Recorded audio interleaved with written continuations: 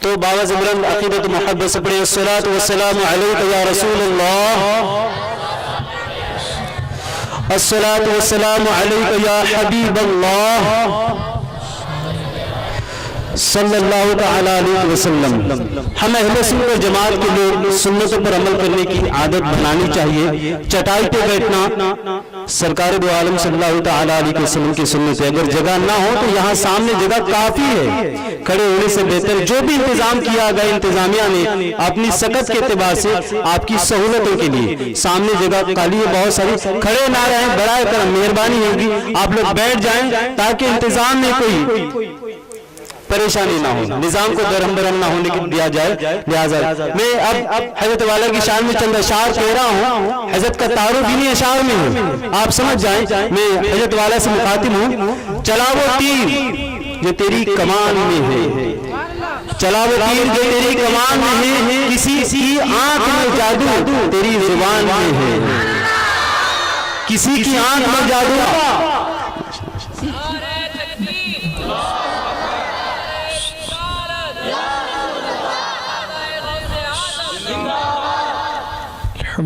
والعاقبۃ للمتقین والصلاة والسلام علی سید الانبیاء والمرسلین۔ صدق اللہ العظیم۔ غوث اعظم بمن بے سر و ساما مدد قبلہ دین مدد کعبہ ایمان مدد انتظار کرم مستمن عینی را اے خدا جو خدا بینو خدا دا مدد بگرداب بیا افتاد کشتی ضعیفانو شکستارا تو پشتی بحق خواجہ عثمان ہارون مدد کن یا معین الدین چشتی مدد کن یا معین الدین چشتی مدد کن یا معین الدین چشتی۔ ذوی الاحترام ذوی الاحتشام باصفا علماء کرام، انتہائی عقیدت و محبت کے ساتھ اپنے اور ساری کائنات کے مرکز عقیدت انیس بے کساں چارہ ساز درد منداں، ہم غریبوں کے غم گسار، ہم فقیروں کی ثروت، شہر یار ارم تاجدار حرم نوبہار شفاعت، شب اسرا کے دولہا نوشہ بزم جنت، دانائے سبل مولائے کل ختم الرسل، خسرو خوباں سیاح لامکاں وجہ کل فقاں، در اللہ المکنون سر اللہ المخزون عالم ما کانا وما یکون، آب و گل انبیاء جانو دل اسفیاء، مطلع ہر سعادت مقطع ہر سیادت، خلاصہ کائنات فخر موجودات، حضور احمد مجتبی محمد مصطفیٰ، ارواحنا فدا صلی اللہ تعالی علیہ وآلہ وصحبہ وبارک وسلم کی بارگاہ بے کس پناہ میں جس طریقے سے پڑھاؤں بلند آواز سے میرے ساتھ مل کر پڑھیں۔ الصلاة والسلام علیک یا رسول اللہ، الصلاة والسلام علیک یا رسول اللہ، الصلاة والسلام علیک یا نبی اللہ، الصلاة والسلام علیک یا نبی اللہ، الصلاة والسلام علیک یا حبیب اللہ، الصلاة والسلام علیک یا حبیب اللہ، وعلا آلک و اصحابک یا نور اللہ، وعلا آلک و اصحابک یا نور اللہ، صلی اللہ تعالی علیہ وسلم۔ صلی اللہ تعالی علیہ وسلم۔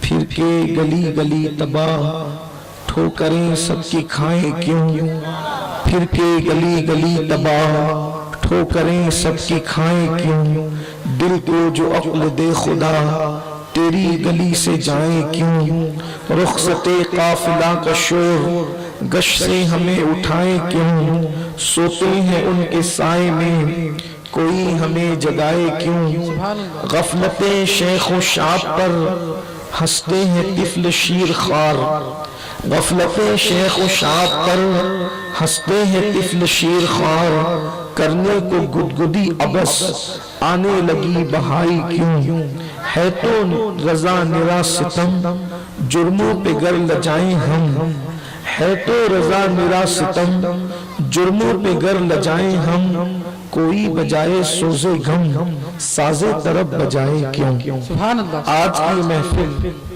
حضور نائب نبی فی الہند، معین ملت و دین، معین بے کساں، آبروئے سلسلہ چشتیہ، آفتاب ولایت، مہتاب چشتیت، سیدنا خواجہ معین الدین چشتی حسن سنجری ثم اجمیری رضی اللہ تبارک و تعالی عنہ کی یاد میں انعقاد پذیر ہے، اور مجھ سے بیشتر ایک بہترین خطاب ہمارے عزیز برادر حافظ سید اظہر علی صاحب سے آپ سماعت فرما چکے ہیں، اور شاید وہ گفتگو کر رہے تھے، لیکن میں بے وقت اور بے محل آ کر کے میں نے آپ کے اور ان کے درمیان خلل پیدا کیا، اس پر میں اللہ کی بارگاہ میں معافی کا طلبگار ہوں۔ اللہ کی بارگاہ میں دعا ہے کہ جس آیہ کریمہ کی میں نے تلاوت کا شرف حاصل کیا ہے، رب تبارک و تعالیٰ اس کے متعلق مجھے حق کہنے اور آپ تمامی خواتین و حضرات کو حق سن کر اس پر عمل کرنے اور اسے عام کرنے کی توفیق عطا فرمائے۔ کوئی تفصیلی گفتگو آپ سے نہیں کی جائے گی، اس لیے کہ وعدے کے مطابق مجھے دوسرے پروگرام میں پہنچنا ہے، اس لیے وقت میں جتنی برکت ہے اور جتنی گنجائش ہے اس کے مطابق کچھ معروضات پیش کیے جاتے ہیں۔ عطائے رسول عند الولی خواجہ معین الدین چشتی حسن سنجری ثم اجمیری رضی اللہ تبارک و تعالی عنہ، کون نہیں جانتا، ہندوستان کا بچہ اور ہندوستان ہی نہیں بلکہ دنیا بھر میں اہل سنت سرکار غریب نواز کو جانتے بھی ہیں، پہچانتے بھی ہیں اور مانتے بھی ہیں، لیکن ہند والوں کا خاص کر معاملہ یہ ہے کہ ہندوستان والے سرکار غریب نواز رضی اللہ تعالیٰ پر اپنا تن من دھن سب کچھ قربان کرتے ہیں۔ اس کی وجہ یہ ہے کہ ہندوستان میں جن لوگوں کو ایمان کی دولت اللہ نے نصیب فرمائی، ان میں سے اکثر لوگ اور خاندان وہ ہیں جن کو ایمان سرکار غریب نواز کی وساطت سے ملا۔ اس کی وجہ کیونکہ 90 لاکھ کو تو آپ نے کلمہ پڑھایا، لیکن اگر خواجہ بختیار کاکی جو دعوت و تبلیغ کا کام کر رہے تھے وہ بھی سرکار غریب نواز کی محنتوں کا نتیجہ تھا، پھر انہوں نے بابا فرید کو جو تیار کیا وہ بھی غریب نواز کی محنتوں کا نتیجہ تھا۔ وجہ یہ ہے کہ چراغ سے چراغ روشن ہو رہے تھے، اور پھر دکن کی سرزمین پر خواجہ بندہ نواز کے سدراز ہو یا اور بھی اولیاء اللہ ہوں، یہ سب کے سب بزرگان چشت اہل بہشت ہیں، اور ان بزرگان چشت اہل بہشت نے محبتوں کے وہ چراغ روشن فرمائے ہیں، اور ان لوگوں کی تعلیمات کے اندر وہ رقت قلبی، وہ محبت، وہ پیار، وہ اخوت، وہ بھائی چارگی ہے کہ جس کا تصور آج کی اس مادیت کی دنیا میں نہیں کیا جا سکتا۔ میرے پیارے آقا صلی اللہ علیہ وسلم کے پیارے دیوانوں، کتنی حیرت کی بات ہے کہ جس وقت دو عالم مناظرے کے لیے جمع ہوتے ہیں اور جب دونوں ایک دوسرے کے ساتھ مناظرہ کرتے ہیں تو کئی دن تک کے علماء مناظرین جو ہے مناظرہ کرنے والے اپنے فریق مخالف کو کیسے چپ کرائیں گے، اسے کیسے شکست دیں گے، اسے کیسے ذلیل کریں گے، اسے اپنی منطق میں کیسے الجھائیں گے، یہ ساری چیزوں کی تیاری ایک مناظر کرتا ہے کہ مجھے مناظرہ کرنا ہے تو اس کے لیے تیاری وہ یہ کرتا ہے۔ لیکن آپ کو حیرت ہوگی اسی ہندوستان کی سرزمین پر جب میرے خواجہ سرکار غریب نواز تشریف لائے تو اس ہندوستان کے اندر جو پرانے مذہب کے ماننے والے تھے، جن کو آپ جانتے ہیں پرانے مذہب کے جو ماننے والے تھے، ہندوستان والوں کے لیے مذہب اسلام نیا تھا بظاہر۔ جب سرکار غریب نواز آئے تو جانتے ہیں یہاں گھی درختوں کے سامنے جلایا جاتا تھا۔ اللہ اکبر، اس ملک کا حال یہ تھا کہ گھی جانوروں کے سامنے جلایا جاتا تھا، دودھ جو ہے پتھروں پہ ڈالا جاتا تھا اور پیشاب کیا جاتا تھا۔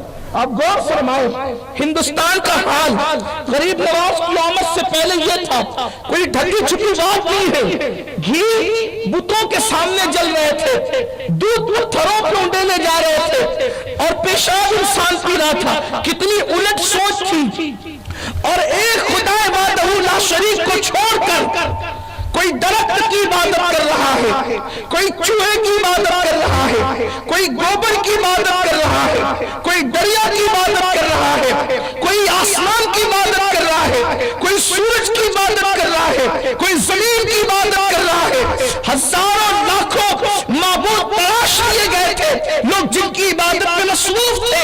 ہند الولی سرکار غریب نواز وحدہ لا شریک کا پیغام لے کر اپنے نانا کے نائب بن کر جب ہند کی زمین پہ تشریف لاتے ہیں تو آپ کیا سمجھتے ہیں کہ سرکار غریب نواز کا مقابلہ علم والوں سے نہ تھا؟ وہ ساگر جو ہے وہ انا ساگر کٹورے میں آیا، لوگ مسلمان ہو گئے۔ ایسا نہیں ہوا صرف کہ اونٹوں کو بٹھائے رکھا لوگ مسلمان ہو گئے، ایسا بھی نہیں ہوا۔ انا ساگر کو کٹورے میں دیکھ کر انہوں نے کہا یہ تو جادو ہے، اونٹوں کو بٹھایا دیکھ کر کہا یہ جادو ہے۔ پھر کون سی چیز تھی جس نے لوگوں کو غریب نواز کے قریب کیا؟ تو آئیے آپ کو بتاؤں، اس لیے کہ ہندوستان کے جو پرانے مذہبی لوگ تھے وہ غریب نواز سے مناظرے کے لیے دور دور آتے کہ ہم تو درختوں کی عبادت کرتے ہیں، آسمان کی عبادت کرتے ہیں، سورج کی عبادت کرتے ہیں، فلاں فلاں کی عبادت کرتے ہیں۔ یہ فقیر مرد درویش آ کر لا الہ الا اللہ کیوں کہتا ہے کہ اللہ کے سوا کوئی معبود نہیں ہے، اور پھر اس کے لیے وہ مناظرے کے لیے آتے۔ اور آپ سن چکے ہیں کہ مناظرہ کرنے والا مناظر جب کوئی آتا ہے تو اس کو پیچ و تاب میں الجھانے کے لیے دونوں فریق کوشش کرتے ہیں، اہل حق بھی اہل باطل بھی، اس لیے کہ مناظرے کی زبان ہوتی ہے، مناظرے کا میدان ہوتا ہے۔ مگر قربان جائے ہندوستان کی تاریخ گواہ ہے کہ جب کوئی مناظرے کے لیے دور دراز سے چل کر غریب نواز کے پاس آتا کہ میں تم سے مناظرہ کرنا چاہتا ہوں تو سرکار غریب نواز فرماتے بہت دور سے آئے ہو، تھکے ماندے ہو، پہلے کھانا کھا لو، آرام کر لو، اس کے بعد پھر دیکھا جائے گا۔ سرکار غریب نواز کے اخلاق جب وہ دیکھتا آنے والا کہ میں تو مناظرے کے لیے آیا تھا، یہاں تو دسترخوان بچھایا جا رہا ہے، اور پھر وہ بھی چشتیوں کا دسترخوان کہ خود تو بھوکے رہتے ہیں اور مہمانوں کو سیر ہو کر کے کھلایا کرتے ہیں، یہ فکر کر کے لوگ مسلمان ہوتے چلے جاتے۔ میرے پیارے آقا علیہ السلام کے پیارے دیوانوں، اس کی مثال آپ کو نہیں مل سکتی۔ میں یہاں سرکار غریب نواز کی کرامتیں اگر پڑھوں تو جلسے کے عنوان کے حوالے سے بڑی ناانصافی ہوگی، اس لیے آئیے تعلیمات غریب نواز کی طرف چلتے ہیں اور دو تین باتیں پڑھ کر بات مکمل کرتے ہیں۔ حضور غریب نواز رضی اللہ تعالیٰ عنہ کی لکھی ہوئی ایک کتاب ہے جس کا نام ہے انیس الارواح۔ آپ نے اس کو خود لکھا ہے، لیکن چونکہ یہ آپ کے پیر و مرشد حضرت سرکار سیدنا خواجہ عثمان ہارونی کے ملفوظات ہیں، لکھنے والے غریب نواز ہیں اور ملفوظات ہیں خواجہ عثمان ہارونی کی۔ سلسلہ چشت اہل بہشت میں ملفوظات کی بڑی اہمیت ہے۔ ملفوظات کی، ملفوظ کہتے ہیں وہ الفاظ سے بنا ملفوظ، یعنی بزرگوں کی زبان سے نکلے ہوئے الفاظ، اور ملفوظات بزرگاں میں یہ خصوصیت ہے کہ بزرگ کے ملفوظات پڑھنا یا سننا اس کی برکت ایسے ہی ہے جیسے اس بزرگ کی صحبت میں بیٹھنا، یعنی بزرگ کی صحبت میں بیٹھنے کی جو برکت ہے ان کے وصال کے بعد ان کے ملفوظات سننے اور پڑھنے کی وہی برکتیں نصیب ہوتی ہے۔ تو اب سرکار غریب نواز رضی اللہ تعالیٰ عنہ ارشاد فرماتے ہیں کہ میں اپنے پیر و مرشد حضرت سیدنا خواجہ عثمان ہارونی رضی اللہ تعالیٰ عنہ کی زیارت کے لیے حاضر ہوا، اس لیے کہ یہ بھی بات آپ کو بتا دوں، سرکار غریب نواز 23 سال تک کم و بیش اپنے پیر کا بسترا لے کر اور سامان لے کر سر پہ اٹھا کے مرشد کے پیچھے پیچھے چلتے رہے اور پیر و مرشد کی خدمت کرتے رہے۔ پیر سے وہ بہت کچھ حاصل کیا، اور غریب نواز کے پیر و مرشد کوئی چھوٹے موٹے آدمی نہیں تھے، 2 انگلیوں کے درمیان انہوں نے غریب نواز کو 18,000 عالم دکھائے، 2 انگلیوں کے درمیان 18,000 عالم۔ میں حیران ہوں کہ مولا کائنات علی مرتضیٰ کی 14ویں پشت کا بیٹا حضرت خواجہ عثمان ہارونی نسب کے اعتبار سے مولا علی کی 14ویں پشت میں آتے ہیں، خواجہ عثمان ہارونی 14ویں پشت میں مولا علی کے، اور امام حسین کی اولاد ہے۔ 2 انگلیوں کے درمیان 18,000 عالم دکھائے غریب نواز کو۔ اگر دیکھنے والا معین الدین حسن ہو تو عثمان ہارونی 2 انگلیوں کے درمیان 18,000 عالم دکھاتے ہیں۔ جب عثمان ہارونی کی یہ شان ہے تو عثمان غنی کی شان کیا ہوگی؟ اور عثمان غنی کی شان جب بیان نہیں کر سکی تو فاروق اعظم صدیق اکبر اور پھر مصطفیٰ جان رحمت کی شان کا عالم کیا ہوگا؟ 18,000 عالم 2 انگلیوں کے درمیان دکھانا۔ ہو سکتا ہے شاید انٹرنیٹ کے دور سے پہلے لوگ کہیں گے کہ مولانا پھینک رہے ہیں کہ 2 انگلیوں کے درمیان کوئی 18,000 عالم کیسے دیکھ سکتا ہے، لیکن جب سے انٹرنیٹ کا دور آیا لوگوں کو پتا چل گیا کہ جب دنیا مٹھی میں آ سکتی ہے، انسان کے بنائے ہوئے مشینوں میں دنیا مٹھی میں آ سکتی ہے، تو اللہ نے جن کے دلوں کو اپنی محبت کے نور سے منور کر دیا ہے، اگر ان لوگوں نے دکھا دیا تو بات یہ کوئی مشکل نہیں ہے۔ تو خواجہ عثمان ہارونی عبادت میں مصروف رہتے، اور روزانہ چاشت کی نماز کے بعد سرکار غریب نواز ان کی بارگاہ میں پہنچتے تھے، اور وہ ملفوظ یعنی باتیں کرتے تھے تو غریب نواز اس کو بعد میں لکھ لیتے تھے۔ بزرگان چشت کے یہاں چاشت کی نماز یعنی چشت اور چاشت میں بڑا چولی دامن کا ساتھ ہے۔ بزرگان چشت نے چاشت پر بہت توجہ فرمائی ہے، سبحان اللہ۔ اور چاشت کی نماز کی فضیلت یہ ہے کہ جو بندہ چاشت کی نماز پابندی سے پڑھے گا وہ روزی کے مسئلے میں کبھی پریشان نہیں رہے گا۔ سبحان اللہ۔ یہ جو قوم کا بڑا مسئلہ روزی ہے، چاشت پڑھنے والا ہمیشہ مالدار رہے گا، اللہ تعالیٰ اسے ہمیشہ سب سے بے نیاز رکھے گا۔ چاشت کی نماز کی بڑی برکتیں ہیں، تو ہر روز چاشت کی نماز کے بعد حضور غریب نواز اپنے پیر و مرشد خواجہ عثمان ہارونی کے پاس جاتے، اور آپ جو بھی ملفوظات بیان کرتے اس کو لکھ لیتے۔ تو سرکار غریب نواز فرماتے ہیں کہ میں اپنے مرشد عثمان ہارونی کی بارگاہ میں پہنچا، اور جب پہنچا تو میرے پیر و مرشد خواجہ عثمان ہارونی کو میں نے پوچھا، مرشد یہ بتائیں بستیاں کیسے تباہ ہوتی ہیں اور بستیاں کیوں تباہ ہوتی ہیں؟ سوال کرنے والے غریب نواز ہیں، جواب دینے والے خواجہ عثمان ہارونی ہیں۔ پوچھتے بستیاں کیوں تباہ ہوتی ہیں؟ بستیاں تباہ ہونے کی وجہ کیا؟ اس لیے کہ وہ دور بھی ایسا دور تھا کہ کوئی بادشاہ کسی بستی میں پہنچتا، اور پہنچنے کے بعد جب قلعہ فتح کرتا تو پھر لوگوں کا قتل عام ہوتا، لوگوں کو تباہ کر دیا جاتا، لوگوں کو کچل دیا جاتا، لوگوں کو برباد کر دیا جاتا۔ بادشاہ لوگ بستی میں جاتے تو خرابی پیدا کر دیتے ہیں، ہر نیا بادشاہ اپنی مرضی کے مطابق بستیوں کو کچل دیا کرتا تھا۔ تو سرکار غریب نواز نے سوال کیا، پیارے مرشد یہ بتائیں کہ بستیاں کیوں تباہ ہوتی ہے؟ تو خواجہ عثمان ہارونی نے اللہ کے رسول علیہ السلام کی ایک حدیث پاک پڑھی جس میں 3 وجوہات بستی کے تباہ ہونے کی ہے۔ بس اسی لیے اب یہ بات چونکہ غریب نواز کی تحریر ہے، عثمان ہارونی کی تقریر ہے، اور اس میں اللہ کے رسول کی حدیث ہے، اس کا مطلب 3 برکتیں آج اس محفل کو نصیب ہوگی۔ حدیث ہے جس کو بیان کیا عثمان ہارونی نے، اور جس کو لکھا ہے سرکار غریب نواز رضی اللہ تعالیٰ عنہ نے۔ بستیاں کیوں تباہ ہوتی ہے؟ بستیاں کیوں ویران ہوتی ہے؟ بستیاں ویران ہونے کی وجہ کیا ہے؟ بستیاں تباہ ہونے کی وجہ کیا ہے؟ آج بھی لوگ کہتے ہیں تیسری عالمی جنگ کی شروعات ہو چکی ہے، دیکھنا جب کوئی دیوانہ بٹن دبا دے گا تو دنیا تباہ ہو جائے گی۔ مفکرین کہہ رہے ہیں جب تیسری عالمی جنگ ہوگی تو برسوں تک نہیں بلکہ صدیوں تک اللہ اکبر پھر دنیا اٹھ کر کے کھڑی نہ ہو سکے گی، اس لیے کہ ہیروشیما اور ناگاساکی پر وہ بم برسے اتنے ترقی یافتہ نہیں تھے، آج تک اس کے اثرات وہ لوگ محسوس کر رہے ہیں. اس سے بہت زیادہ طاقتور بم، اس سے بہت زیادہ طاقتور میزائل آج دنیا بنا چکی ہے. حالات کیا ہوں گے، معاملات کیا ہوں گے. اللہ اکبر. تو میرے پیارے آقا صلی اللہ علیہ وسلم کے پیارے دیواروں، جب تیسری عالمی جنگ کے اندر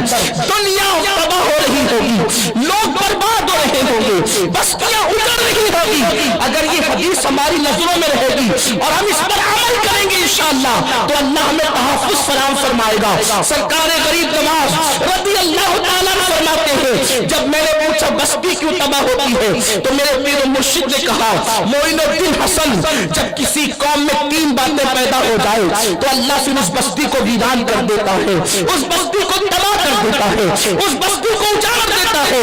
پہلی چیز فرمایا، جب لوگ نماز کا وقت ٹال کر کے نماز ادا کرتے ہیں، یعنی نماز میں کوتاہی کرتے ہیں، اس وقت بستی کو ویران کر دیا جاتا ہے، اس وقت بستی کو تباہ کر دیا جاتا ہے. اللہ اکبر. میرے پیارے آقا صلی اللہ علیہ وسلم کے دیوانوں، اپنے مکانات سے محبت کرنے والوں، اپنے گھروں سے محبت کرنے والوں، اپنے مکانات سے رسول کرنے والوں، رات و دن اپنے مکانات کو محبتوں کی نظر سے دیکھنے والوں، رنگ اور روغن کے ذریعے سے مکانات کی تزئین کرنے والوں، نرم نرم گدوں کا انتظام اپنے آرام کے لیے گھروں میں کرنے والوں، یاد رکھنا قدرت جب جب چاہے گی تبھی تک مکانات سلامت رہیں گے. جس دن قدرت بستی کو اجاڑنا چاہے اس دن اللہ اکبر پھر دنیا کا کوئی ظالم حکمراں اس بستی کو ویران کر دے گا.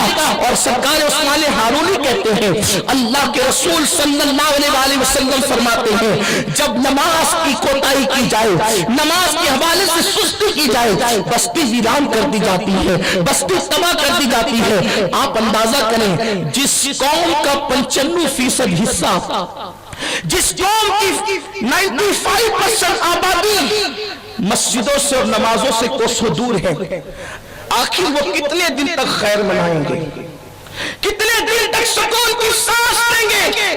اللہ اکبر.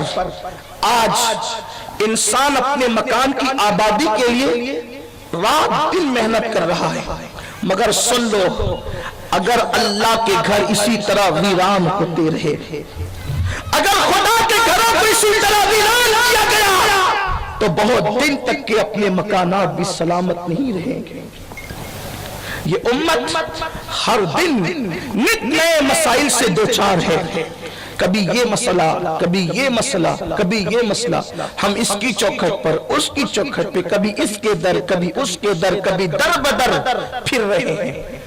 کون ہمارا ساتھ دے، کون ہمارا مسئلہ حل کرے، کون ہمارا سپورٹ کرے. میری قوم کے جوانوں اچھی طرح یاد رکھنا، مسلم امت کے مسائل، ان کا حل سیاسی لیڈروں کے دروازوں پر نہیں ہے.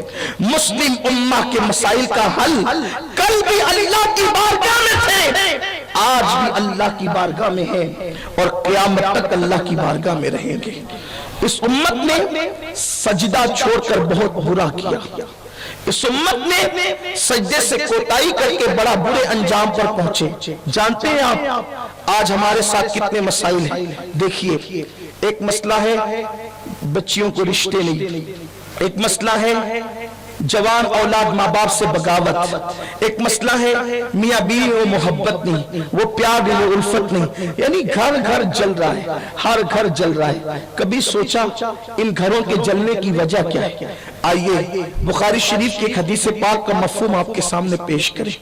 آپ نے شاید سنا بھی ہوگا، لیکن اس کی تعبیر اور تشریح الگ انداز سے جو ہمارے شارحین نے بیان کی ہے اس کو آپ کے سامنے نقل کرتا ہوں. بار بار بخاری شریف کی ایک حدیث پاک اکثر اجتماعات میں علماء سے آپ سنتے ہیں کہ اللہ کے حبیب غیب دا نبی صادق و مصدوق پیغمبر صلی اللہ علیہ وسلم نے اپنے صحابہ کی جماعت میں ان کے درمیان ارشاد فرمایا، اے میرے صحابہ، میرا دل چاہتا ہے، دھیان سے سننا، میرا دل چاہتا ہے کہ کسی کو کہوں کہ وہ اذان پڑھے اور کسی کو کہوں کہ وہ نماز پڑھائے.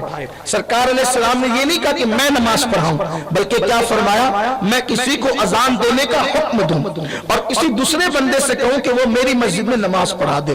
اور آقا فرماتے پھر میں بستیوں میں نکلوں بستی دیکھنے کے لیے، بستی کا جائزہ لینے کے لیے کہ مسجد میں کون آیا اور کون کون نہیں آیا؟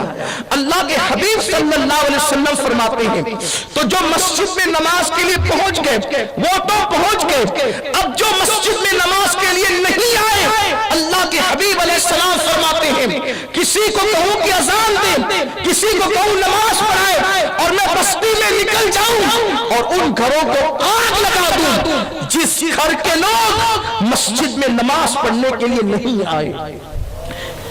اللہ کے رسول کیا فرما رہے؟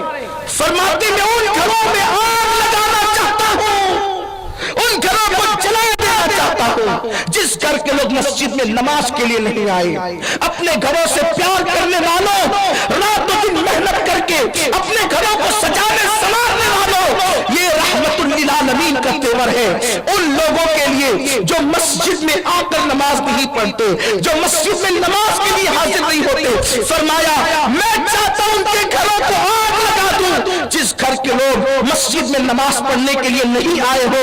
اللہ اکبر۔ اتنا سننے کے بعد یہ قوم کہتی ہے دیکھو نماز پر کیسی تاکید فرمائی، بے نمازی سے کیسے نفرت کا اظہار فرمایا، لیکن سنو شارحین کہتے ہیں دوسری حدیث کے ذریعے سے اس حدیث کو سمجھنے کی ضرورت ہے۔ دوسری حدیث کون سی ہے جو اس حدیث کو سمجھاتی ہے، حدیث کی شرح حدیث کرتی ہے؟ ام المومنین سیدتنا عائشہ صدیقہ رضی اللہ تعالیٰ عنہ، ہم سب کی امی جان، محبوبہ محبوب رب العالمین ارشاد فرماتی ہے کہ میں دیکھتی ہوں کہ اللہ کے رسول علیہ السلام جب کسی چیز کی چاہت کر لیتے ہیں، جب کسی چیز کو چاہتے ہیں، کسی چیز کی تمنا کرتے ہیں تو اللہ ان کی تمنا کو پورا کرنے میں بہت جلدی کرتا ہے، بہت مہلت سے کام لیتا ہے۔ اللہ اکبر۔ ام المومنین کہتی ہے اللہ اپنے نبی کی چاہت کو پورا کرنے میں بہت جلدی کرتا ہے۔ مثال کے طور پر حضور علیہ السلام نے 4 رکعت والی نماز شروع کی،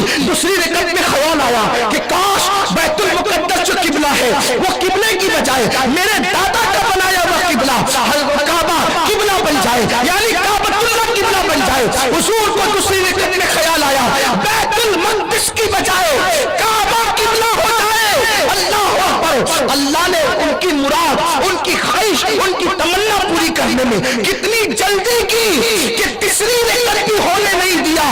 آیت نازل فرمائی حبیب آپ جدھر چاہتے ہیں آپ ادھر رخ کر لیں، اسی کو قبلہ بنا دیا جائے گا۔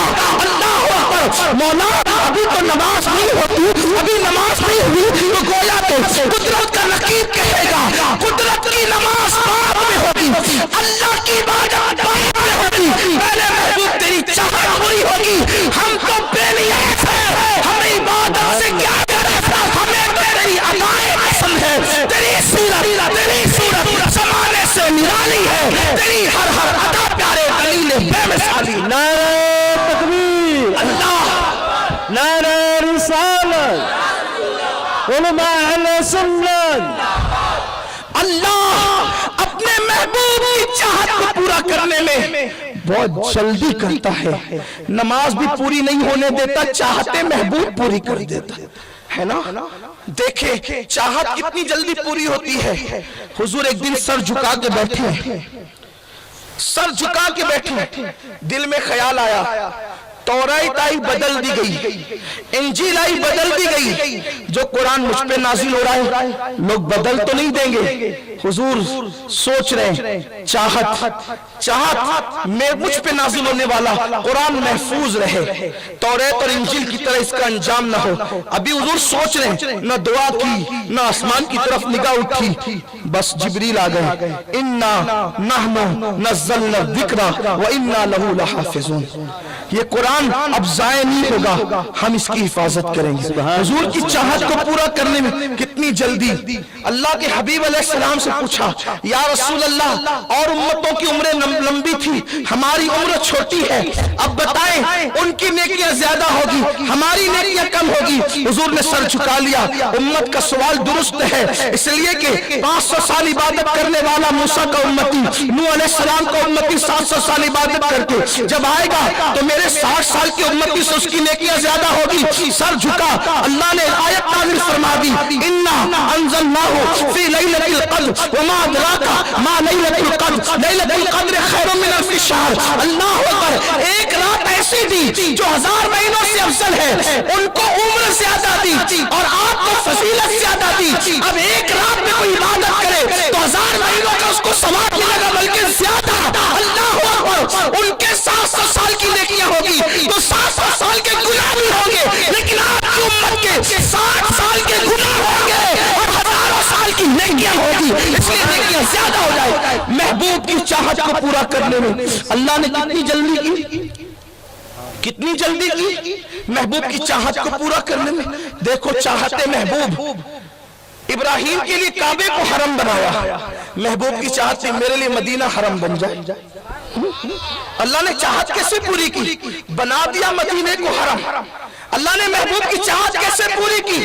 जितनी बरकत मक्के के हरम में थी उससे डबल बरकत मदीने के हरम में कर दी। सुभान अल्लाह, सुभान अल्लाह। कैसी चाहत पूरी की? अब आइए उसी हदीस की तरफ चलते हैं, इसलिए कि अगर बातें की जाए तो अल्लाह महबूब की चाहत को पूरा करने में जल्दी करते हैं। बहुत लंबी कई मिसालें हैं, एक ना खत्म होने वाला सिलसिला है चाहते महबूब, हबीब की चाहत। देखो, अल्लाह उनकी चाहत पर सिर्फ किबला नहीं बदलता, अल्लाह उनकी चाहत पर अपना कानून भी बदलता। सुभान अल्लाह, सुभान अल्लाह, बेशक बेशक बेशक, सुभान। कुरान कहता है ला तब्दील लिकलिमातिल्लाह, अल्लाह का कानून नहीं बदलता, आम हालात में नहीं बदल, लेकिन महबूब चाले तो उसने कानून ये बनाया। कानून तो यूं भी नहीं बदलता, लेकिन उसने कानून ये बनाया है कि महबूब चाहे तो हम कानून तब्दील करें, ये भी कानून है उसका। सुभान अल्लाह, बेशक। कि महबूब चाहे तो हम कैसे? देखो महबूब की चाहत, हुजूर ने कहा अली फातिमा की मौजूदगी में तुम दूसरा निकाह नहीं कर सकते, तुम्हारे लिए जायज नहीं है। हालांकि कुरान कह चुका फनकिहू मा ताब लकुम मिनन निसा मसना व सुलासा व रुबा, के निकाह करो उन औरतों से जो तुम्हें पसंद आए, 2-2, 3-3, 4-4। अल्लाह इजाजत दे और हुजूर कहे तूने नहीं करना, अल्लाह नहीं कहता मैं इजाजत देता हूं, तूने क्यों रोका? तो मेरे इमाम कहते हैं मैं तो मालिक ही कहूंगा। सुभान अल्लाह, सुभान अल्लाह। मैं तो मालिक ही कहूंगा कि वो मालिक के हबीब यानी महबूब मुहिब में नहीं मेरा। सुभान अल्लाह, सुभान अल्लाह। देखा, हुजूर की चाहत पर मौला अली के लिए दूसरा निकाह सैयदा फातिमा की मौजूदगी में हराम कर दिया गया, नहीं कर सकते। ये है हुजूर अलैहिस्सलाम की चाहत का एहतराम। अब आप सुने, इतनी बात सुन ली, अल्लाह के रसूल फरमाते हैं मैं ये चाहता हूं, आपकी तवज्जो मेरी तरफ है, क्या कहा? मैं ये चाहता हूं उन घरों को आग लगा दूं, मैं ये चाहता हूं उन घरों को आग लगा दूं जिस घर के लोग मस्जिद में नमाज पढ़ने के लिए नहीं आए। हुजूर ने चाहा, रहमतुल्लिल आलमीन है, आग लगाई नहीं मगर चाहा। हदीस है बुखारी शरीफ के, मैं ये चाहता हूं उन घरों को आग लगा दूं जिस घर के लोग मस्जिद में नमाज पढ़ने के लिए नहीं आते। हुजूर ने चाहा तो किबला बदला, हुजूर ने चाहा सुराका के लिए सोना हलाल हो गया, हुजूर ने चाहा अब्दुल रहमान इब्न औफ के लिए रेशम हलाल हो गया, हुजूर ने चाहा मौला अली को फातिमा ज़हरा की मौजूदगी में दूसरा निकाह हराम हो गया, हुजूर ने चाहा मदीना हरम बन गया, हुजूर ने चाहा मक्के से डबल बरकत मदीने मुनव्वरा में आ गई, हुजूर ने चाहा बलाओं का शहर शहर शिफा बन गया। तो हुजूर ने चाहा उन घरों को आग लगा दूं, उन घरों को आग लगा दूं जिस घर के लोग मस्जिद में नमाज के लिए नहीं आते। हुजूर ने चाहा और अल्लाह ने आग लगा दी। बेशक बेशक, सुभान। आज उम्मत के घर जल नहीं, ये वो आग है जो दिखती नहीं मगर जल सब रहे हैं। पूरा माशरा जल रहा है, पूरी कौम जल रही है। چہرے اترے اترے، چہرے افسردہ، آنکھیں سونی سونی، جس کے پاس بیٹھو دکھڑا لے کر آتا ہے۔ بہت پریشان ہوں مولانا صاحب، پریشان ہوں سید صاحب، کوئی تعویذ دے دے، مجھے کوئی عمل بتا دیں، کوئی وظیفہ بتا دیں، یا میرے لیے دعا کر دیں۔ بڑی معذرت کے ساتھ میں مایوس کرنے نہیں آیا، لیکن ایک بات آپ سے کہنا چاہتا ہوں، اگر کرتوت اچھے نہیں ہو، ابراہیم علیہ السلام دعا کریں تو بھی دعا ابراہیم کی برکت قوم کو نہیں ملتی۔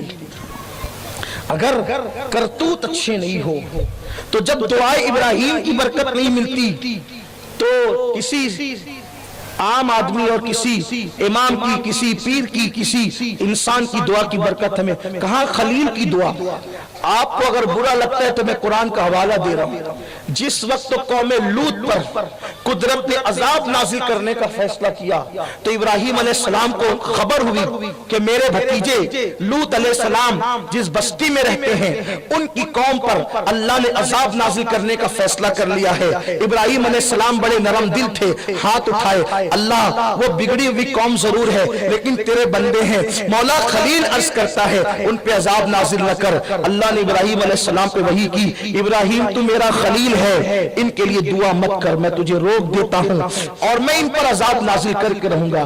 آپ مجھے بتائیں جب قوم بگڑ جاتی ہے تو دعائے خلیل کی برکت سے محروم ہو جاتی ہے۔ اور یوں بھی اللہ کے رسول علیہ السلام فرماتے ہیں جو قوم نماز چھوڑ دے اللہ نیکوں کی دعا سے اس کا حصہ ختم کر دیتا ہے، نیکوں کی دعا سے اس کے حصے کو ختم کر دیتا ہے۔ آپ مجھے بتائیں، آپ کہتے ہیں امام صاحب دعا کریں، آپ کہتے ہیں امی جان دعا کریں، ابا جان دعا کریں، پیر صاحب دعا کریں، سید صاحب دعا کریں، جن گھروں کو آپ قدرت نے لگائی ہے کوئی پیر کی دعا میں بھی اتنی طاقت نہیں۔ سنیوں برا لگے تو مجھے معاف کر دینا، لیکن یہ سچائی ہے، یہ کڑوی حقیقت ہے۔ اگر ہمارے گھر جل رہے ہیں، آپ کہیں گے کیسے جل رہے ہیں؟ اب بیٹیاں غیروں کے ساتھ بھاگ رہی ہیں، یہ آگ نہیں ہے تو اور کیا ہے؟ بیٹے ماں باپ کے ساتھ بغاوت کر رہے ہیں، یہ آگ نہیں ہے تو اور کیا ہے؟ میاں بیوی میں جم نہیں رہی ہے، یہ آگ نہیں ہے تو اور کیا ہے؟ گھروں میں نفرتوں کا ماحول ہے، یہ آگ نہیں ہے تو اور کیا ہے؟ نرم نرم قدوں پر کروٹیں بدل رہے ہیں مگر نیند نہیں آتی، یہ آگ نہیں ہے تو اور کیا ہے؟ گھروں کے اندر لاکھوں ہزاروں روپے پڑے ہوئے ہیں لیکن دلوں کو سکون نہیں ہے، یہ آگ نہیں ہے تو اور کیا ہے؟ سب پریشان ہے، سب بے چین ہے، سب بے قرار ہے، نئے نئے لوگ آتے ہیں، ظالم حکمراں آتے ہیں اور تمہیں ڈپریشن کا شکار کر دیتے ہیں، تمہیں مایوسیوں کا شکار کر دیتے ہیں، تمہیں ذہنی دباؤ کا شکار کر دیتے ہیں۔ یہ آگ نہیں ہے تو اور کیا ہے؟ اللہ اکبر۔ اور یاد رکھنا اس آگ کو کوئی عالم کی دعا، کسی پیر کی دعا، کسی ولی کی دعا بھی اس آگ کو اس وقت تک بجھا نہیں سکتی جب تک کہ قوم سجدے کر کے مصطفیٰ جان رحمت کی آنکھوں کو ٹھنڈک نہ پہنچائے۔ حضور کی آنکھوں کو ہم ٹھنڈی کریں گے، اللہ ہمارے گھروں کی آگ بجھا کر ہمارے گھروں میں ٹھنڈک عطا کرے گا۔ اگر یہی کرتوت رہے کہ سب کے یہاں جھک رہے ہیں، رب کی بارگاہ میں جھکنے کے لیے تیار نہیں ہے تو اپنے مسائل کا حل کبھی نہیں ہو سکتا۔ میرے پیارے آقا صلی اللہ علیہ وسلم کے دیوانوں، یاد رکھنا حضرت خواجہ عثمان ہارونی کہتے پہلی چیز بستی اس وقت تباہ ہوتی ہے جب لوگ سجدہ کرنا چھوڑ دیتے۔ دوسری چیز جب قوم کے لڑکے قوم لوط کے اعمال کرنے لگتے ہیں، جب قوم کے مرد قوم لوط کے اعمال میں جو ہے وہ ڈوب جاتے ہیں، اللہ بستی تباہ کر دیتا ہے۔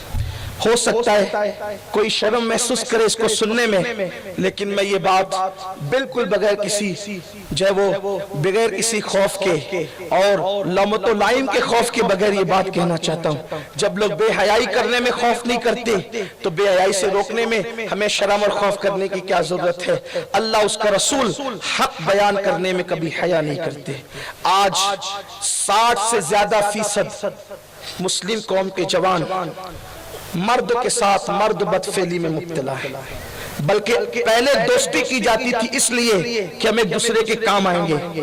اب نوجوان لڑکے ایک دوسرے کے ساتھ جو دوستی کرتے ہیں معاذ اللہ ثم معاذ اللہ وہ بدکاریوں کی بنیاد پہ کرتے ہیں. میرے پیارے آقا صلی اللہ علیہ وسلم کے دیوانوں، اللہ اس بستی پر اگر کسی بستی میں مرد کے ساتھ مرد بدکاری کرنے والا کسی بستی میں صرف ایک ہوتا ہے ایک، تو اللہ اس بستی پر ایک دن میں 36 مرتبہ لعنت نازل فرماتا ہے. اگر کسی بستی میں ایک بدکار ہو جو مردوں کے ساتھ بدفعلی کرے، ایک دن میں اس بستی پہ 36 مرتبہ لعنت برستی ہے. آپ مجھے بتائیں جس بستی میں ایک بدکار ہو تو 36 مرتبہ لعنت بستی پہ برستی ہے. جس بستی میں جدھر دیکھو ادھر بدکاروں کی ٹولی ہو تو اس بستی کی تباہی اور بربادی کا حال کیا ہو. آپ جانتے ہیں یہ بدکاری اور بدفعلی جس میں آج ہمارے جوان فلمیں دیکھ کر، سیریل دیکھ کر اور انٹرنیٹ کی گندی فلمیں دیکھ کر جس بدکاری کے اندر مبتلا ہے، مرد مردوں کے ساتھ، عورتیں عورتوں کے ساتھ، اس کا انجام کیا ہے؟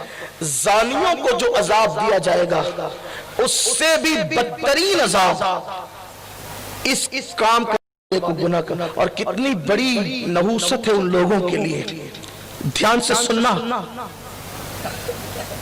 جو مرد کے ساتھ بدکاری کرے وہ کہیں بھی مرے، فرشتے اس کو کہیں بھی دفن ہو، فرشتے اس کو اٹھا کر فوری طور پر قوم لوط جہاں ہے وہاں لے جا کر کے اس کو دفنا دیتے ہیں.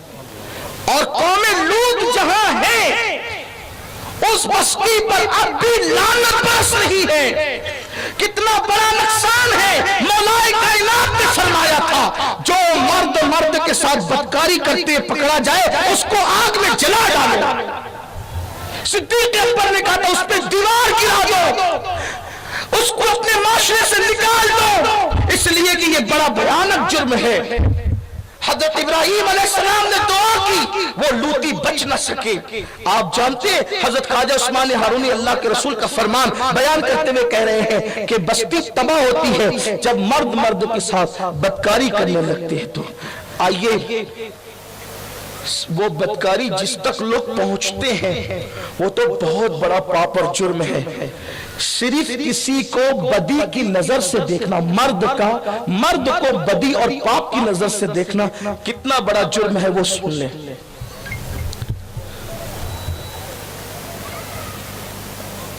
حافظ ابن قیم جو ابن تیمیہ کے شاگرد ہیں، انہوں نے اپنی کتاب میں لکھا ہے ایک روایت کہ جب کوئی مرد کسی مرد کو پاپ کی نظر سے دیکھتا ہے اور دیکھنے کا عادی ہو جاتا ہے تو اللہ تعالیٰ اس کے بدن میں ایک مخصوص بدبو پیدا کر دیتا ہے. یعنی کسی گناہ پر یہ وعید نہیں ہے. بھئی بے نمازی انسان ہو جو نہ بے نمازی ہو اس کو گناہ ملتا ہے مگر اس کے بدن میں بدبو پیدا نہیں. یہ پسینے کی بدبو الگ ہے اور وہ گناہ کی بدبو الگ ہے. غور کریں آپ، بے نمازی کو بھی یہ سزا نہیں ملی، جواری کو بھی یہ سزا نہیں ملی. اللہ کے رسول صلی اللہ علیہ وسلم کے غلاموں سوچو، یہ وہ شخص روایت لکھ رہا ہے جو روایت لکھنے کے اعتبار سے جو وہ بڑی چھان بین کرتا ہے. اس کا معاملہ محدثین کے یہاں یہ بہت زیادہ محتاط ہے. میں اس کی کوئی تعریف نہیں کر رہا ہوں اس لیے کہ وہ طبقہ بڑا تہمات پرست ہے، وہ جلدی سے کسی پہ اعتبار نہیں کرتا. اس شخص نے لکھا ہے کہ اللہ اس کے جسم میں مخصوص بدبو پیدا کر دیتا ہے. مجھے بتاؤ صرف جب دیکھنے کا یہ وبال ہے تو اس گناہ کو انجام تک پہنچانے کے وبال کا حال کیا ہوگا.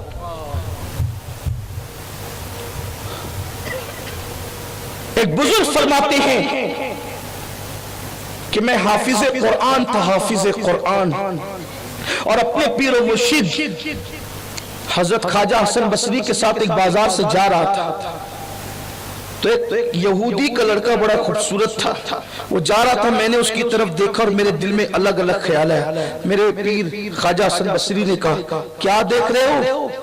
کا سرکار آزمائش میں گرفتار ہو گیا، لڑکے پہ نظر پڑی، خیال برا آ گیا دل میں کہ یاد رکھنا تو نے بد نظری کی نا ایک لڑکے پر، اس کی نحوست آج نہیں تو کل، کل نہیں تو پرسوں، پرسوں نہیں تو کبھی، مرنے سے پہلے تو اس کی سزا ضرور بھگتے گا۔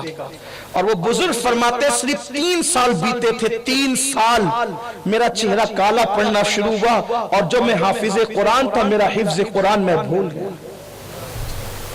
میں کئی ولیوں کی چوکھٹ پہ گیا اس مراد کو لے کر، کئی ولیوں کی چوکھٹ پہ گیا اس مراد کو لے کر، لیکن کئی میری مراد پوری نہیں ہوئی، چہرہ سیاہ پڑ گیا تھا، اور پھر میرا حال یہ تھا میں قرآن بھول گیا تھا، اور وہ جو معرفت میرے دل میں تھی وہ ساری لذت اور الفت ختم ہو گئی تھی۔ آپ جانتے ہیں اکثر لوگوں کا معاملہ یہ ہے، بہتوں کو تو نماز کی توفیق نہیں، ہر تقریر میں ارادہ کرتے ہیں انشاءاللہ آج سے نماز پڑھیں گے، لیکن اٹھتے تو نماز کی توفیق نہیں، اور اگر مسجد پہنچ جائیں تو مسجد میں دل نہیں لگتا، ایسا لگتا ہے جیسے کوئی کانٹے چبو رہا ہے، جیسے کوئی بھگا رہا ہے، جیسے کوئی ڈنڈا پیچھے لے کر کے کھڑا ہے، نہ نماز میں دل لگے نہ مسجد میں دل لگے، وسوسات، برے خیالات، عجیب عجیب معاملات۔ جانتے ہیں سید الطائفہ حضرت جنید بغدادی فرماتے ہیں جب کوئی قوم کسی پر بدکاری، جب کوئی قوم کسی پر بد نظری کرتی ہے تو اللہ اس قوم سے عبادت کی لذت کو چھین لیتا ہے، پھر اس کو عبادت میں لطف نہیں آتا، پھر اس کو عبادت میں لذت نہیں آتی۔ مسلمانوں بتاؤ اپنے ہاتھوں سے اپنے پیر پہ کڑاڑا ہم نے مارا ہے، ورنہ اللہ کی عزت کی قسم جن کو نماز کی لذتیں ملی انہوں نے تو پھر تلواروں کے سائے میں نماز ادا کی، جن کو نماز کی لذت ملی انہوں نے تو پیٹ پہ پتھر باندھ کر نماز ادا کی، جنہیں نماز کی لذت ملی انہوں نے بیٹے کی میت پڑی ہوئی ہے لیکن سجدہ ترک نہیں کیا، جن کو نماز کی لذت ملی میدان کربلا میں 72 لاشیں رکھی ہوئی ہے، اور جب جان دینے کا وقت آیا ہے تب بھی سجدہ کر کے بتایا کہ ہمیں جو لطف نماز میں ملتا ہے وہ لطف کہیں اور نہیں ملتا۔ میرے پیارے آقا صلی اللہ علیہ وسلم کے دیوانوں، حضرت سیدنا شیخ ابو علی دقاق، شیخ ابو علی دقاق یہ رسالہ قشیریہ کے جو مصنف ہیں ان کے بھی مرشد ہوتے ہیں، شیخ ابو علی دقاق، ان کو استاد بڑے بڑے صوفیہ نے، یہ رسالہ قشیریہ کا تعارف آپ اتنا سمجھ لیں کہ بابا فرید جیسے لوگ اس رسالے کا درس اپنے مریدوں کو دیتے تھے، یہ رسالہ قشیریہ ہے۔ فرید جیسے لوگ جسے پڑھتے ہیں بابا فرید جیسے لوگ، کیسا یہ رسالہ ہوگا، اور اس رسالے کی شان یہ ہے یہ بارگاہ رسالت میں مقبول ہے، اور جس گھر میں رکھا رہے اس گھر میں کبھی چوری نہیں ہوگی، جس گھر میں رکھا رہے اس گھر میں کبھی آگ نہیں لگے گی، یہ رسالہ قشیریہ ہے۔ اس رسالے کے مصنف کے استاد شیخ ابو علی دقاق 70 سال تک، میرے جوان دھیان سے سننا، آج ایک مائنڈ بنتا جا رہا ہے فیشن پرست مسلمانوں کا، جب تک گناہ فیشن کے طور پہ کیے جا رہے تھے تب بھی تباہی تھی مگر اتنی نہیں تھی، اب نیکیاں فیشن کے طور پہ ہو رہی ہے، فیشن پرست نیک، فیشن پرست پرہیزگار، فیشن پرست متقی، کچھ نہیں ملنا ہے، کچھ حاصل نہیں ہونا۔ ہم فیشن پرست مسلمان بنے ہیں، وہ کیسے؟ نماز پڑھو سب معاف، پوچھو یہ نماز میں فرائض کتنے ہیں کہ مولانا نہیں پتا، پھر نماز کا مطلب کیا؟ صرف پیشانی زمین پہ ٹیک کر کے ماتھا کالا کرنا ہے، یہ ہے، یہ فیشن پرستی ہے نیکی کے حوالے سے۔ مسجد میں داخل ہوں گے، جیب سے رومال نکالیں گے، سر پہ باندھیں گے، 4 رکعت نماز پڑھی، 2 رکعت نماز پڑھی، دعا بھی نہیں کی، بھاگ گئے، یہ فیشن پرستی ہے۔ عبادت کے حوالے، نیکیوں کے حوالے سے، نمازوں کے حوالے سے کیا ہے؟ مسجد کی ٹوپی لی، سر پہ رکھی، نماز پڑھی، کیا پڑھا نماز میں؟ بیچارہ 4 رکعت پوری پڑھ گیا، نہ منہ ہلا، نہ ہونٹ ہلے، نہ زبان ہلی۔ اور آج کل لوگ کہتے ہیں چھوڑو مولانا جیسے بھی پڑھتے پڑھنے تو دو، یہ مولانا لوگ بڑی مشکل پیدا کرتے ہیں، مولانا مشکل نہیں پیدا کرتے، اگر جیسی بھی پڑھو قبول تھی تو آئیڈیل بھیجنے کی ضرورت کیا تھی؟ قدرت کہہ دیتی جیسے بھی چاہو پڑھو ہم قبول کر لیں گے، لیکن محبوب بھیجا، محبوب، کسے کیا پتا محبوب بھیجنا کتنا اہم ہے؟ کوئی محبوب بھی بھیجتا ہے لوگوں میں، کوئی محبوب بھی بھیجتا ہے لوگوں میں. محبوب بھیجنا غیرت عشق کے خلاف سمجھا جاتا ہے. محبوب بھیجنا لوگوں میں غیرت عشق کے خلاف. میں اللہ کو نہیں کہہ رہا ہوں، صرف سمجھانے کے لیے بھی، بات آگے آئے گی پوری ہوگی. یہ میرے عزیز، جب تو اپنا محبوب لوگوں کے درمیان نہیں بھیجتا، تو غیرت عشق کے خلاف سمجھتا ہے، تو قدرت اپنا محبوب لوگوں کے درمیان بھیج دے. مگر ہاں، قدرت کریم ہے، رحیم ہے، رحمان ہے، بھیجا، مگر ساتھ ہی ساتھ محبتوں کی غیرت کو بھی محفوظ کیا. کہا آئیڈیل کے طور پہ بھیجیں گے تو صحیح، مگر ہمارے محبوب کو پھر ہمارے سوا کوئی دیکھ نہیں سکے گا. اپنی غیرت کے 70,000 پردے محبوب کی ذات پہ ڈال کے بھیجیں گے کہ گار میں رہنے والا ابو بکر بھی ان کی حقیقت کو نہ پا سکے گا، اور سدرہ میں رہنے والا جبریل بھی ان کی حقیقت کو نہ پا سکے گا. بستر پہ ساتھ رہنے والی ازواج مطہرات بھی ان کی حقیقت کو نہ پا سکیں گے.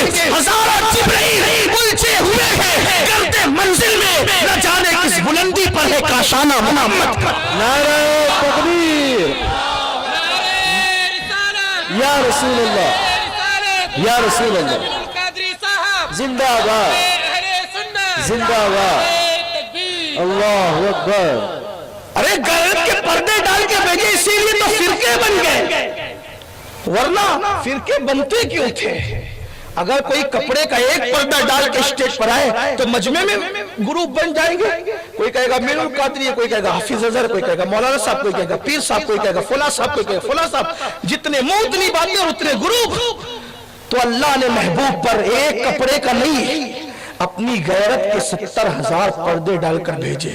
اسی لیے کوئی گاؤں کا چودھری کہہ گیا، کوئی بڑا بھیا کہہ گیا، کوئی اپنے جیسا بشر کہہ گیا، لیکن جن کو صفہ والوں کی عشق کی گرمیاں نصیب ہوئی، انہوں نے کہا بھیا، چودھری، ڈاکیا اور کیا کہنے والے بدبختوں، تم نے انگریزوں کی میز سے یہ فکر حاصل کی ہے. جنہوں نے صفہ کے چبوترے سے فکر حاصل کی تو کہا کہ جس پر غیرت کے 70,000 پردے ہیں، اس کی حیثیت کو جب جبریل متعین نہ کر سکے، ابو بکر متعین نہ کر سکے، عائشہ صدیقہ متعین نہ کر سکی، جس کو بدعت و منی کہا جب وہ فاطمہ متعین نہ کر سکی، تو میں کیا متعین کروں؟ تو پھر آواز یوں نکلتی ہے صفہ کے چبوتروں سے فکر لینے والوں کی، سرور کہوں کہ مالک و مولا کہوں تجھے، پاک خلیل کا گل زیبا. سبحان اللہ، سبحان اللہ. نہیں، بات سنے، کہا نہیں، کہوں تجھے، کہہ دیا نہیں کہا. یہی تو شاعری امام احمد رضا، واہ واہ واہ، یہی تو عشق امام اہل سنت. کہوں کہا، کہہ دیا نہیں، فیصلہ نہیں کیا. کیا کہا؟ سرور کہوں، کہوں، کہا نہیں، مالک و مولا کہوں تجھے، پاک خلیل کا گل زیبا کہوں تجھے. پھر کیا کیا کہوں؟ ہرما نصیب ہوں، تجھے امید گئے کہوں. میں اس زمین پہ یہ نعت پڑھ رہا ہوں جس زمین پہ اردو پیدا ہوئی ہے. بے شک، بے شک. اگر آپ سمجھ نہیں سکتے تو اس میں ہماری کوئی غلطی نہیں ہے. ہرما نصیب ہوں، تجھے امید گئے کہوں. جانے مراد، کانے تمنا کہوں. جانے مراد، جانے مراد، مرادوں کی جان، جانے مراد. لوگ مراد کہتے ہیں جانے مراد، پھر کہہ نہیں دیا کہوں تجھے، متعین نہیں کیا. جانے مراد کہتے ہیں متعین نہیں کیا. پھر کیا کہا؟ پورا کلام پڑھے تو وقت جاتا ہے، لیکن میرے پاس وقت نہیں ہے. پروگرام والے جو اگلے پروگرام کے منتظمین ہیں وہ پیچھے سے میرے چہرے کو دیکھتے سوالیہ نگاہوں سے، تو میرا دل چاہتا ہے کہ ان کا دل نہ ٹوٹے، اس لیے کہ میری اپنی طبیعت میں یہ بات ہے کہ کتنی بھی نیکیاں چھوٹ جائیں اتنا نقصان نہیں ہوتا، لیکن دل خوش کرنے والی نیکی کبھی نہیں چھوٹنا چاہیے. تو ان لوگوں کا دل نہ ٹوٹے، اس لیے صرف اب آخری کی طرف آتے ہیں کہ کہتے ہیں تیرے تو وصف عیب تناہی سے ہے بری. دیکھا، تیرے تو وصف عیب تناہی سے ہے بری. حیران ہوں میرے شاہ، حیران ہوں میرے شاہ، یہ ہے اہل سنت کا مسلک. حیران ہوں میرے شاہ، میں کیا کیا کہوں تجھے. واہ، کیا کیا کیا کیا کیا کیا کہوں تجھے. ارے آپ کیا کہیں گے؟ کیا کیا میں تو بہت گنجائشیں آتی. خدا کہیں گے، خدا کا بیٹا کہیں گے، کیا کہیں گے؟ کہا نہیں، ہم جہاں عاشق ہیں وہیں فقیر بھی ہے، جہاں شاعر ہے وہی شریعتوں کی حدیں بھی جانتے ہیں. کہا کیا کیا کہوں میں، کیا کیا کہیں گے؟ تو کہتے ہیں عافیت کا رستہ تو یہی ہے، متعین مت کرو. کہہ لے گی سب کچھ ان کے سنا کی خاموشی، چپ ہو رہا یہ، چپ ہو رہا یہ کہہ کے میں کیا کیا کہوں تجھے. کیا کہیں گے؟ تو کہتے ہیں لیکن رضا نے خط سخن اس میں کر دیا خالق کا بندہ خلق کا. نعرہ تکبیر، نعرہ رسالت، مسلک اعلی حضرت، مسلک اعلی حضرت، تعلیمات غریب نواز، تعلیمات غریب نواز، علماء اہل سنت. نعرہ تکبیر. بہت خوب حضرت. لیکن رضا نے ختم سخن اس پہ کر دیا خالق کا بندہ.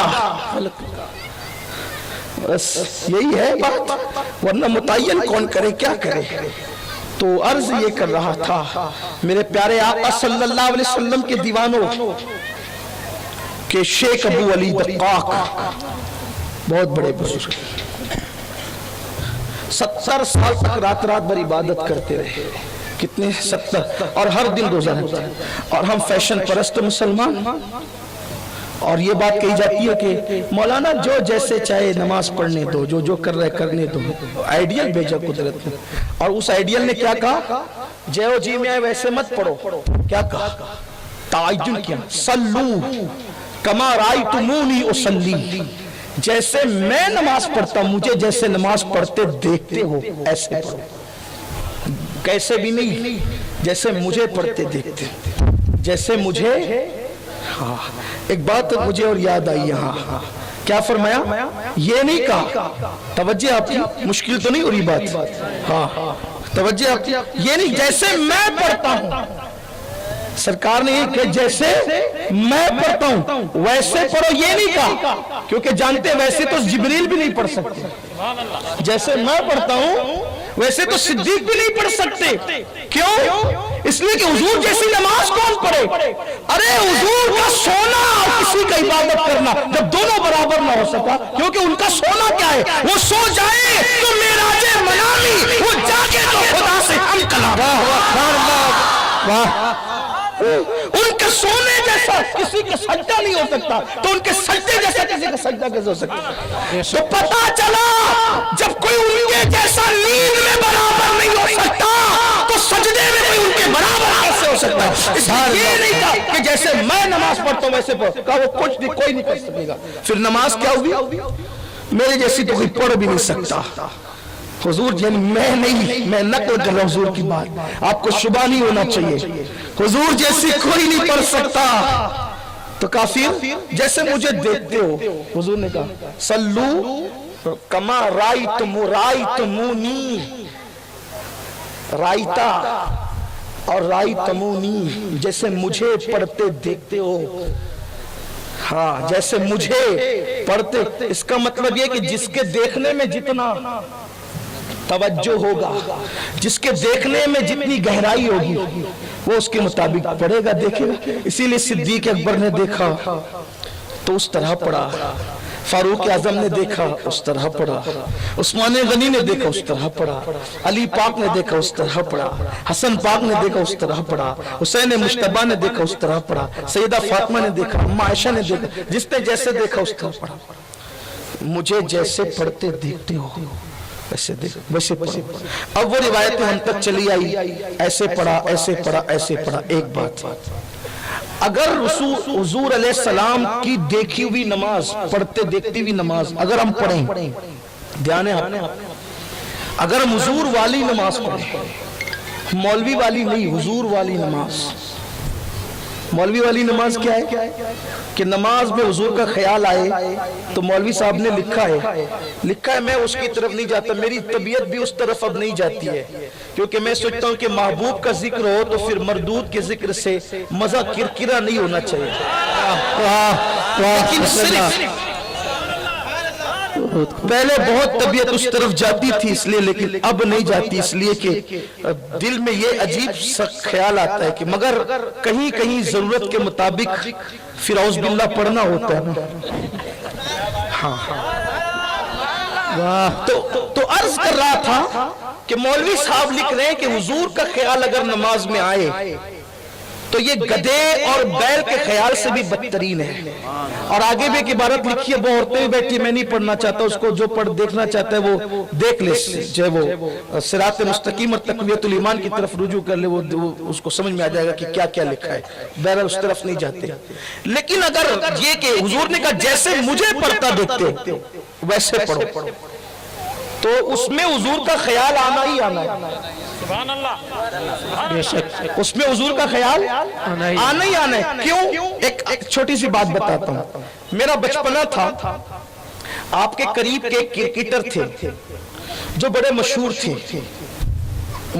थे, और अक्सर हमारे स्कूल के लड़के, मेरे दोस्त अहबाब, जब भी क्रिकेट खेलते थे तो उनकी नकल करते। हमेशा से राय जो बहुत मशहूर क्रिकेटर होता है लोग उसकी नकल करते हैं, सही मशहूर हीरो होता है लोग उसकी नकल करते हैं। ये नसीब की बात है, कोई किसी की करता है, कोई किसी की करता है, कोई अपने महबूब रसूलुल्लाह की करता है। और करीब के आपके क्रिकेटर थे तो उनकी नकल करते थे, उन्हीं की तरह बाल, उन्हीं की तरह चलना। तो उसमें एक नकल का पहलू ये भी था जो मुझे याद आता है मेरे बचपन की बात, कि उस क्रिकेटर साहब ने तावीज पहन रखा होता था, और जब वो मैदान में दौड़ते थे तो वो तावीज उछलता था। ठीक है, शायद किसी को माजी याद आ गया, वो तावीज उछलता था। तो मैंने देखा कि उस घराने के लड़के भी फिर तावीज लेने लगे हमारे उलमा से, जिनके तावीज पहनना शिर्क था, सिर्फ क्रिकेटर की मोहब्बत में। और वो सारे बच्चे फिर उस वक्त टी शर्ट का इतना दौर नहीं था, तो वो बनियान पहनकर तावीज बाहर करके उसी तरह दौड़ते थे ताकि वो तावीज उसी तरह उछले जैसे वो क्रिकेटर साहब का उछलता था तावीज। लेकिन जो खास बात कही है वो ये कि जब कोई बैट्समैन जिस सीनियर बैट्समैन की नकल करता है, तो जब वो गेंद मारता है वो खुद मार रहा होता है, लेकिन जिसकी नकल कर रहा होता है तसव्वुर में वो होता है कि उसने यूं घुमाया था। जब कोई बॉलर किसी गेंद फेंकने वाले की नकल करता है तो ज़हन में वो होता है वो जिसकी नकल कर रहा होता है। क्यों? इसलिए कि उसको देखकर जिसने बल्ला घुमाया तसव्वुर में वो आया, जिसको देखकर उसने गेंद फेंका तो जिसकी नकल कर रहा तसव्वुर में वो आया, जिसको देखकर दौड़ा तसव्वुर में वो आया। पता चला नकल जिसकी की जाती है जिस काम में, उस काम के वक्त याद उसकी आती है। हुजूर कहते हैं सल्लू कमा रायतुमूनी उसल्ली, जैसे मुझे पढ़ते देखते हो वैसे पढ़ा करो। रुकू मेरी नकल में, क़याम मेरी नकल में, सजदा मेरी नकल में, ताकि जब रुकू करोगे याद आएगा मेरा नबी यूं झुका था तो मैं भी झुक रहा हूं, तो नबी की याद आती जाएगी, नमाज मुकम्मल होगी।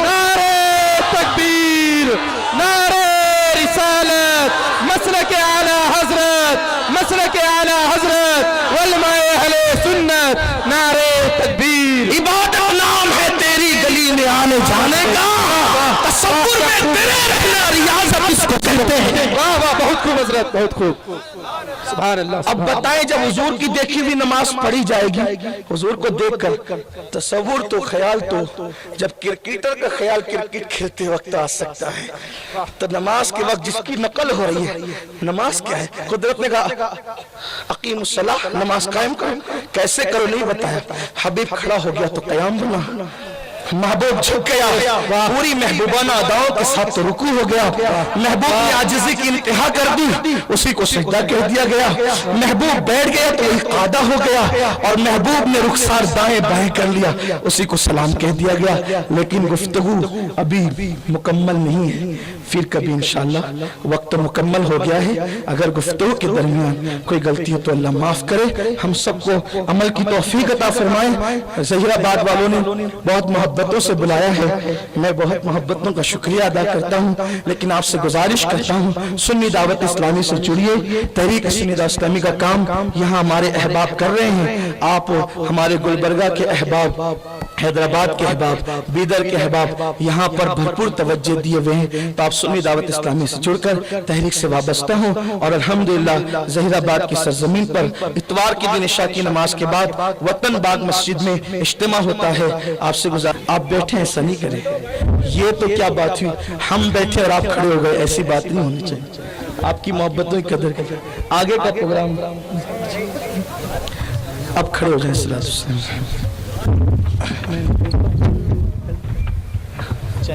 सलातो सलाम लिखे हो जाए। सल्लल्लाहु अला मुहम्मद सल्लल्लाहु अलैहि वसल्लम, सल्लल्लाहु अला मुहम्मद सल्लल्लाहु अलैहि वसल्लम। सलाम